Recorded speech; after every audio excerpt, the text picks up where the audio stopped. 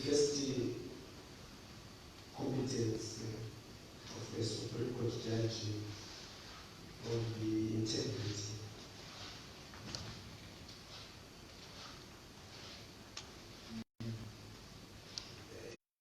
I think a judge should be, a Supreme Court judge should be a man or woman of high moral fiber, who is able to extend that fiber to his or her contract by doing specialized by giving a fair share of work as allocated to me by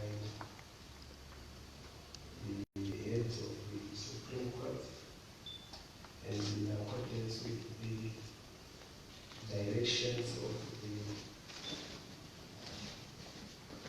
senior judge of appeal, who will be presiding over any appeal which I'm allocated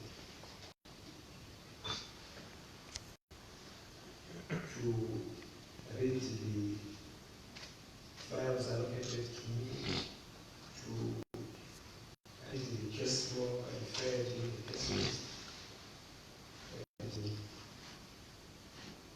be generally able to share my views with the other members of the panel, and he'll be hearing if necessary to be able to ask the relevant questions to the legal practitioners or unrepresented litigants who appear before us. I believe over the years they've shown that the person of integrity. I'm not aware of any complaints that have been raised against me in the past 33 years that I've been a member of the judiciary. The second competence of the Supreme Court judge almost aligned and attuned to the one of integrity, to the one of diligence. One is to know the law, know the sources of the law, use one's past experience and memory to identify and address issues which are raised in any appeal. And then do what is humanly possible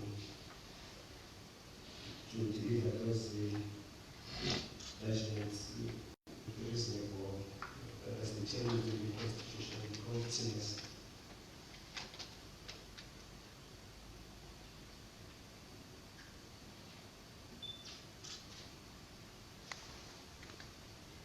But until I went into the Fiscal and Appeal Court, I believe I was diligent, and I was able to deliver judgments with reasonable promptness.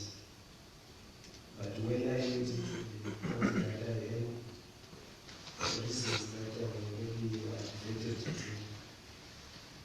while I still believe that I'm doing everything that is humanly possible for me to deliver the judgments that I have accumulated,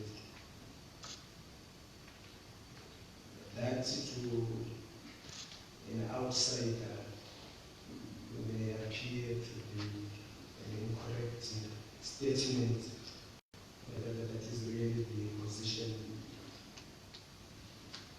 But I've also learned that there are complex matters, there are easy matters, and that complex matters do take long to deliver. But they do not detract from diligence, the hard work that one must show, must exhibit in conducting himself. The third competence of a Supreme Court judge will obviously be partiality. And this is linked to independence, individual independence, institutional independence. As part of a panel, you should still remain impartial in your decision making, should not be influenced by extrinsic factors or even by intrinsic factors. One's social outlook should not influence the appreciation of an appeal before me. Neither should I allow or fear what members of my own family or acquaintances or colleagues or others may say about my listening process. It must really be based on understanding of the legal principles that we apply and effects found for the particular need. Thank you. Thank you, Honorable Judge. Yes, thank you, Judge Kuja, I don't want you to be judged unfairly. And I know you have known you for a long time. You are a senior judge of the High Court. You are actually the fourth most senior if we look in terms of experience in the ones that are in the city. I don't want you to be judged with the way you have expressed yourself. You are a soft-spoken person. You answer slowly. You can take us the full day. You are going to ask all the questions. Please note that for people this side, they are trained well enough to be able to get a sense of what you are saying. But these are public interviews in terms of the Constitution. The public out there must also be able to see the goodness that is in you. I have worked with you. I have sat in matters with you. In a matter with you, we presided over a matter with you together. And I know what you are capable of doing. I hope you allow me to be saying that, Judge.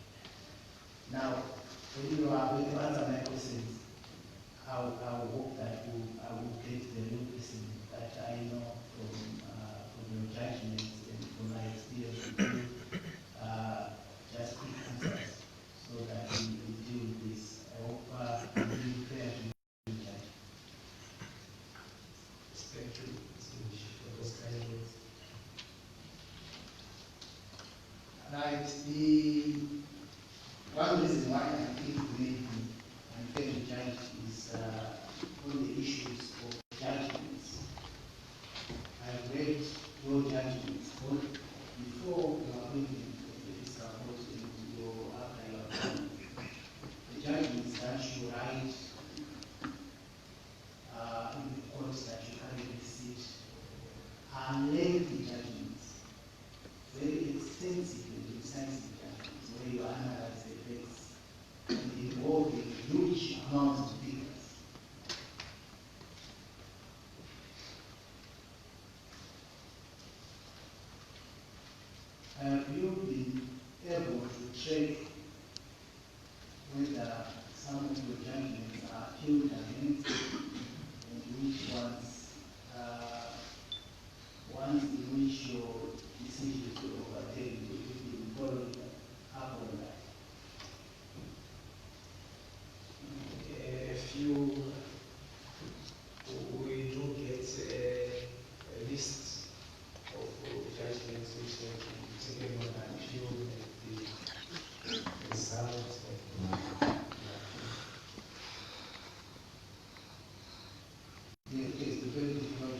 find them, I should consider that maybe there are few. One of them relates to the case in which you issued out a subpoena. That was the Econet network case, which was overturned on appeal. My issue is to look at those judgments and get the lessons that should improve from such judgments and apply it going forward.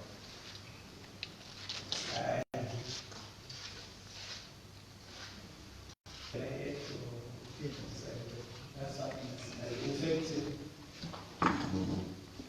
as a judge of first instance, there are certain cases that are difficult cases for you as a judge, in which even after writing the judgment, even after considering all the arguments, even after you believe that you are right, you still have this nagging feeling that perhaps I may have done a disservice to one of the parties in the judgment. That judgment which you referred to, I really exposed, I think, my feelings in that judgment. When I accepted some of the contentions that were raised by the party, which was the one on appeal, concerning the invasiveness of the request that was being made. But I read other cases, English cases, which had given me, and even local cases, which had given me the impression that it is not really for the party to determine what, and for a witness to determine what evidence the party who intends to call him should be guilty on. And that judgment was overturned on appeal on that very basis. And the litigants had failed to demonstrate the necessity of requiring the bulky evidence that he wanted produced by the business. I also accepted that I had misunderstood the concept of a subpoena issued for the purposes of production of documents. I had gone on to allow the production of those documents and the examination of that witness, which the Court of Appeal recommended that the whole purpose of that subpoena. I'm not able to pronounce the Latin take counties or something. It is not really for a witness to come and testify, it is for a witness to just produce documents. So I do accept the correctness of the decision and the binding nature of the decision for me. And it clarified for me the issue, and I hope for all other judges who evaluate that issue. Thank you. Yes, thank you, Judge. And continuing on that positive note, I've seen the difference. When you look at your judgments before being appointed to this particular court, the freedom is very high, and very good judgments have been handed down. The frequency changed after the appointment to the fiscal court. But then again, as I say, these are long and detailed judgments. I have a judgment here which you handed down earlier this year with 47 pages. I think it's 49, and even longer judgments. How can the issue of the fiscal court be attended? I know you have suggested that maybe in another case. Is there any other steps that can be taken to deal with issues relating to the fiscal court?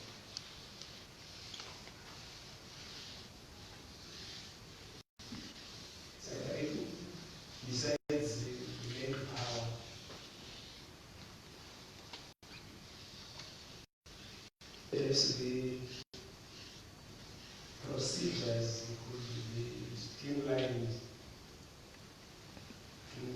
prevent making every appeal that comes before these special courts a hearing, a trial where all evidence cross-examined, they produce all kinds of documents which the one has to read and examine. And I think these courts have really to become proper courts of appeal. In a proper courts of appeal, the re-hearing of a matter is an exception rather than the rule. And in this course, re-hearing is actually the rule. The issues that I talked about, when I meet after meetings and closed, when I meet counsel, then litigants, I'm actually holding something like a pre-trial conference, a pre-trial management, where you agree on the issues that have to be raised, where you agree on the evidence that has to be read. But in these matters, one is dealing with a tax investigation which has been done by the Commissioner General of the Income Tax. And they have taken some time, 3 years, 4 years, sometimes 6 months, 3 months, they conducting this investigation. And these investigations are not just for 1 year. They go over years. In 2008, the cases that I was doing, they are all during the dollarization era. 2009, the investigation starts in 2013, ends in 2014. And a lot of paperwork is generated. Large amounts of money are involved. The taxpayer does not part with a single cent. So they will stick to their guns. And the commissioner also needs to raise the revenue. He also stick to his position. And I'm forced, like one of the cases that I supplied in 2017 matter, to determine whether $8,700 in a trial balance was expenditure incurred or was not. Sorry, Judge, so in other words, you suggest some form of case management for fiscal matters to speed up the processes. I do conduct case management, but it hasn't resolved the issue. I think there's legislative intervention to stop this re-hearing matters and streamline what the issues for appeal are. Making them really legal issues, not factual issues. Yes, thank you, Judge. And I also want to give you an opportunity to comment on this. If you go on the internet, your name is there, but it stems from the issues that we are discussing here. You recall that the last time we were dealing with this issue was raised. Someone picked it up and put it on the internet and ascribes the weight and competence to you. I think it's only fair, again, in the public sector of this interview, to give you an opportunity to be able to comment on that, insofar as it regards your output as a judge in the High Court.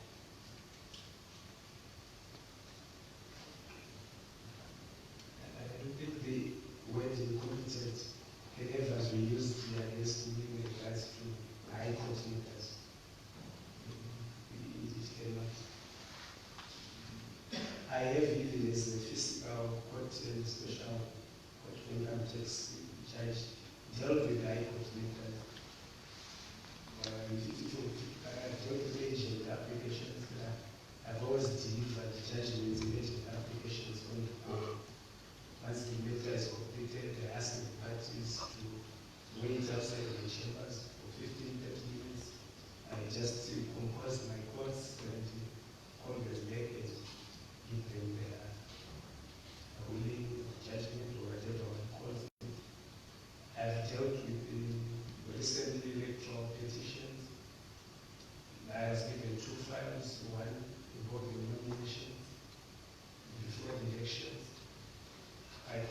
inviting a meeting with the parties. They came and gave evidence. They were through by 12:30 in the morning. We adjourned for lunch. We came back at 2:15. I gave them a written judgment of immediate determination. I also dealt with another electoral petition concerning election, a challenge to elections. I also did the same. I hate it. But it's been a judgment that we have sent, a written judgment which was given in the UK number. So that has not applied to me. I am not at this time. Thank you, Jack. My apologies for intervening. In other words, you are saying what is on the internet, it's invalid, it's not true. Thank you for that. Chief Justice, Thank you.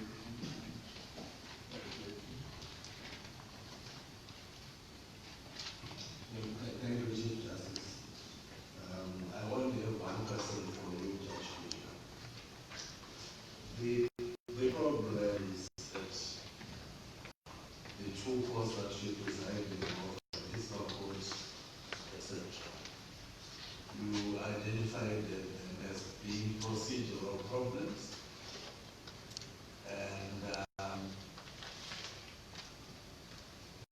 one other problem of personnel, more judges should be assigned to that court.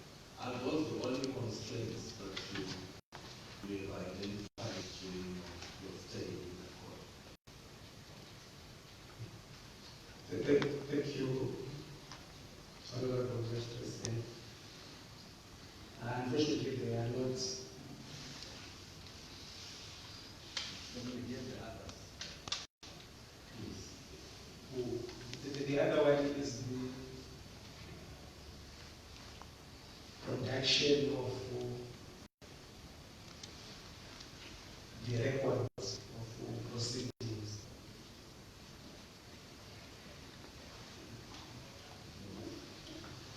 What I found in that court is that if you seek to rely on the handwritten notes of the judge, that if you try to write in the handwritten notes, you will never finish the trials, because as a judge you continue to intervene and ask the witnesses to repeat what they have said, because sometimes they use the unfamiliar language. For one who is not an accountant or one who is not schooled in financial issues. So what I discovered is that I write the basic notes of what I understand the witness to be saying. But when you come to write a judgment, you need to rely on the actual transcript of the court record. And that is where the problem is. Because our transcribers also suppose suffer from the same ill as the judge, that they will understand the language that is being used. So instead of writing a word that the other people have used, say computer, they don't understand what computer is. They will simply put a dash in computer. And you will find that they will leave even a whole page out of the proceedings, which will change the complexion of the case. So I found myself transcribing the records before I start in judgment. I listen to the text. I have my notebook by my side, and I fill in the information that has been left out. So I have actually become a transcriber. We also need the expert transcribers who are trained, so that the record makes sense. I hope when the records, the few records that go on appeal, the appellate court is assisted by that. But I think there will be very few errors in the records, because I go through them, I correct them, they give me the soft copy of what they have typed. I put it on my computer, I listen, and I add the words that they have left some of them complain that they don't hear the accent of the legal practitioners who appear in that court. So there's need for experts transcribers. At one time, there was a suggestion of almost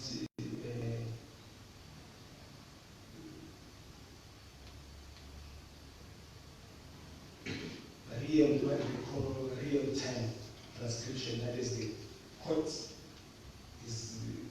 proceedings are taking place in some other room somewhere upstairs. The transcription will actually be taking place. I've seen it when I had the opportunity of going to Washington, D.C., and we visited one court there. It was very being done in real time, the recording of proceedings, the production of transcripts. Yes, they can also do it in the rest of the place. 300 kilometers if you didn't know.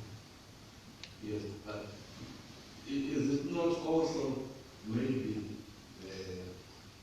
the major problem that these are specialized courses and they require specialized judges? In other words, the rest of us general duties judges do not fit into those courses. These are one of the major problems. I agree. There was a time when the Judge President asked me to try and identify another judge who was willing to join me in those courts.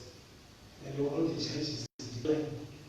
Because some said they never done tax law, some said that they couldn't just check the hits. They are really specialized courts which require training in financial management, training in appreciating accounts, and I'm sure that their commissioner will come in to assist. They require specialized judges. One, there's the background of law, but we are not necessarily legal practitioners.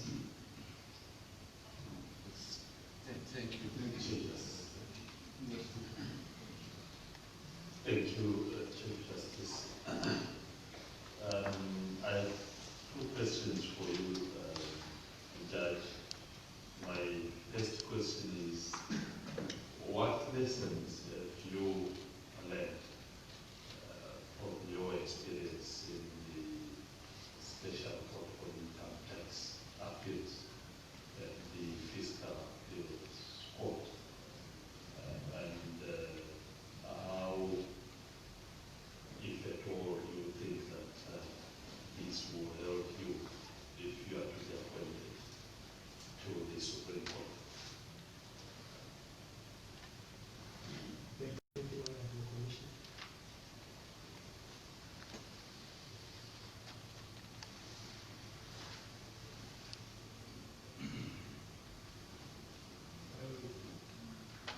To every cloud there is a silver lining.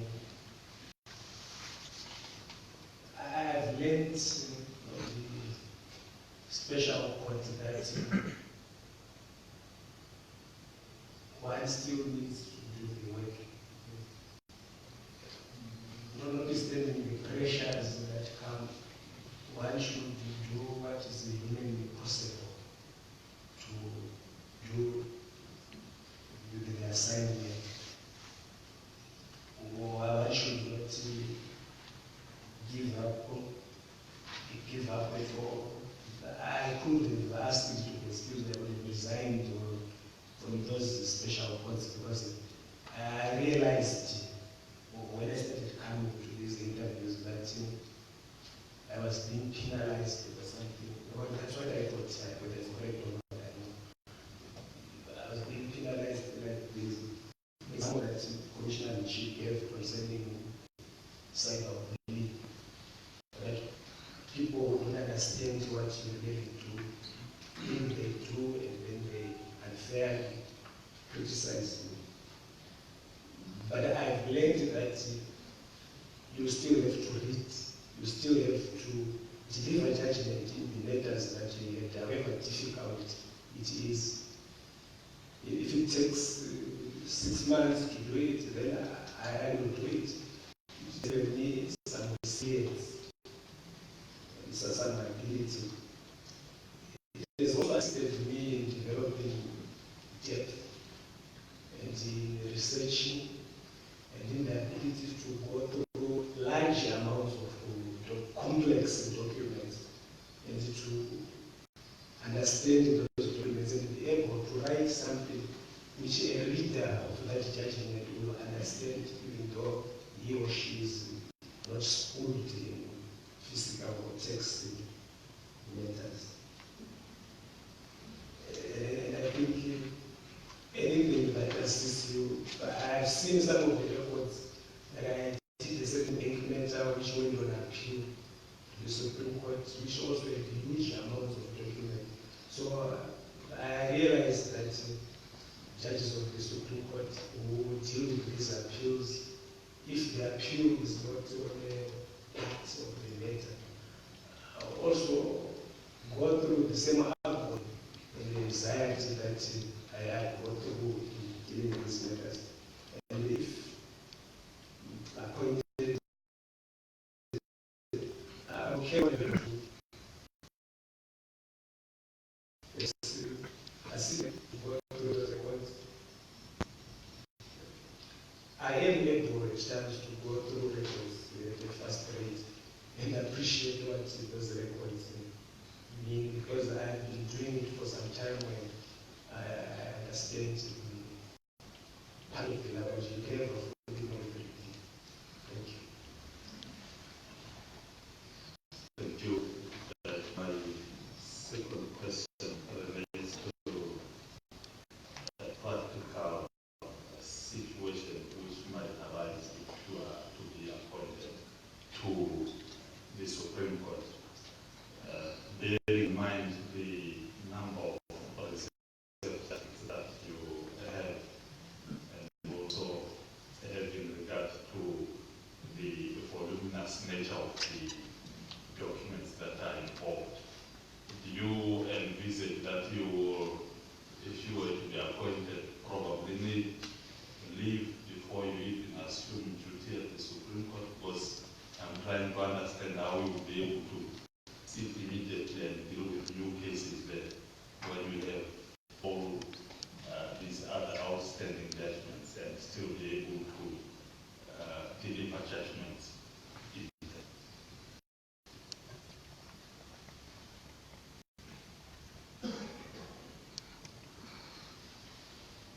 It's a difficult question to answer. Obviously, by accepting nomination to this court, I desire to go to the appellate court. But I also realize the import of the question is really how to manage the outstanding judgments and the new work which will come in. I think there are other judges who have been in a similar position as myself, who were elevated to the Supreme Court. Their letters were not income, just matters. But they were elevated, and I believe they are reducing the backlog of the High Court members. Here, one would have to target dealing with a number of cases in a specific time frame, and one would have to cut on leisure time and discretionary time to cope with. One would have to manage his time outside the court to deal with these matters. I believe it can be done even without taking leave.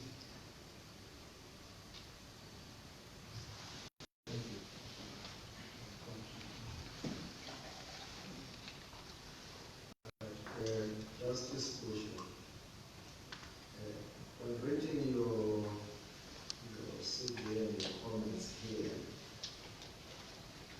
I get the impression that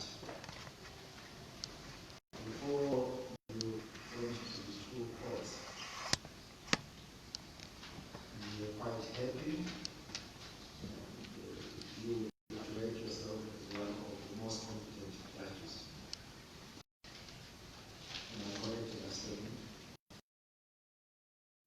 stick to the fact that you naturally be in a court that you are not committed to mine. That's why this struggle, this 3 years delay and so forth, the spending of all the time, no time to yourself, is because you do not have the necessary expertise to deal with that court. And then you are now competing with other people who are in what we call the normal easy tech. Would that be the point? Yes, I agree that is a fair comment.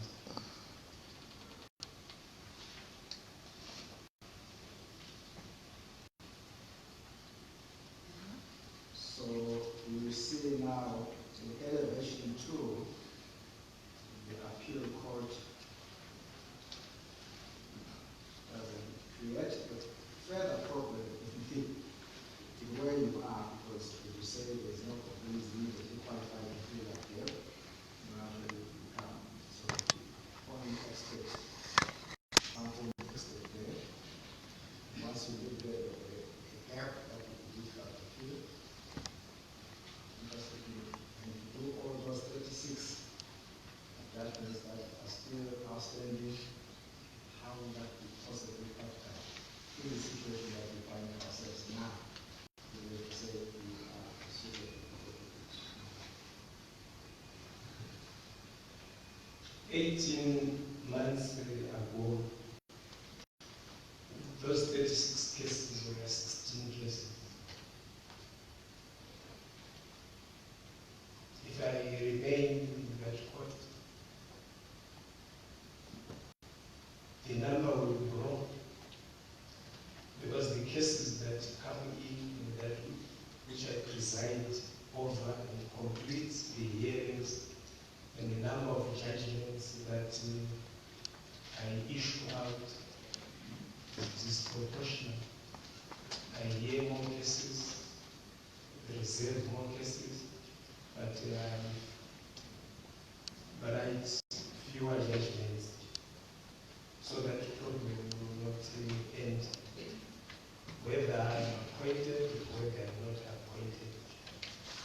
And my comment from your analysis is really that I am unfair and eliminate sacrificial element of the system. I've looked at the statistics of the judges who spent 20 years, or they spent 10 years in those courts. Of course, they were dealing with awake, they were not specialized in that court only. But between them, they wrote less than 10 judgments into 20 years that I was able to pick up from the income tax cases and our High Court cases that will be favored by our IT department. And in the 5 years that I've been in that court, I've written 27 judgments. They are not single judgments. They are not what my wife calls mini-state judgments. They are very detailed judgments which try to answer issues that are raised, issues that concern taxpayers. But why should I continue to believe the sacrificial method? I will end up, unfortunately, I'll give a religious example. I was reading the other day about the priests in Exum, in Ethiopia, in the Lalabela region, who are alleged to have the Ark of the Covenant. And they are the guardians of that sacred Ark. And they say the duty of looking after that sacred Ark is killing us, radiating radioactive material which affects them. Why should I also be killed by these two causes?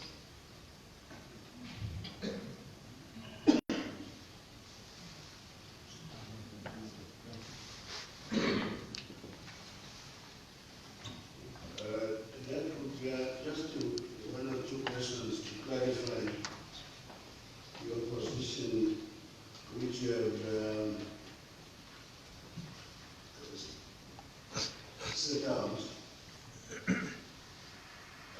perhaps I should indicate to you that we are going to be appointing 3 judges in the next week or 2 weeks to take over the work that we are talking about, all these difficulties for now. Thank you, sir. But the question still remains. The test of a judge is pressure. We cannot talk of competence of a judge without taking into account how a judge responds to pressure of work. Because it requires a lot of skill of the judge himself or herself. It's not something that can be done in a formal way. So I'm a bit concerned that you seem to be taking it like it's something that is just routine. There are difficulties and you have been in it for a long time. 37 cases. And do you think that is really too much? I mean, a reserved judgment, 37 for a judge. It's too much.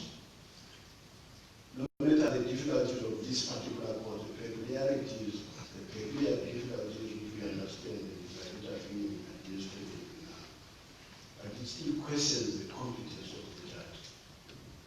It's either there is no competence in as far as that kind of work is concerned, which you seem to admit to Commissioner Truman's question. That still is incompetence because then it means you are not able, you have no skill for that kind of work.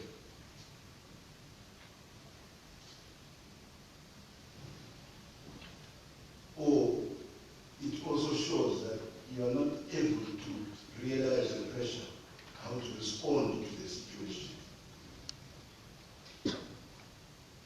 Now, because of that, you have a length of delays of 3 years.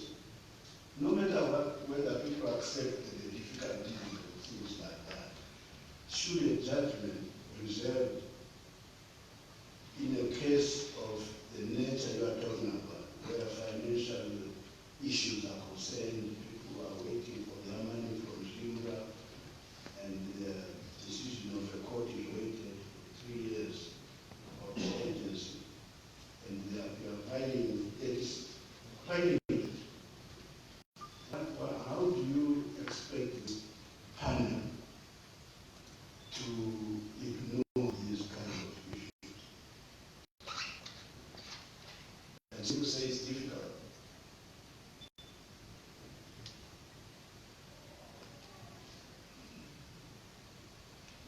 I appreciate the concern, but I think the context of those outstanding judgments, how they came to be, must also be understood. But I don't know what to compare myself with to measure my competence in that point. I don't know what I think is the best that I can do. I work long hours. I read a lot. I'm applying myself, but I have no one to show me the right. I've got no precedent to follow. So I really don't know whether what I'm doing, I'm shooting in the dark or groping in the dark or I'm doing the right thing. But when the letters are set down, I still have to hear them and we hear the evidence and conclude the evidence. But the only other way that I can catch those decisions was simply to stop setting down letters that come for hearing. And when I was setting these cases, I was also optimistic that I would be able to deal with some of them quickly, that somewhere it's a very complex matter. But they turn out that the complex matters that are part of the mix. I think ones which eat the time of, or at least my time. But I accept any constructive criticism about my performance. I have not hidden it, that's why I have actually laid out the table. I knew before I came to this interview that would be a sticking point for the interview. But it has to be explained. It can't be hidden under a carpet. Thank you very much, Judge Putra. We have come to the end of the interview. We may end,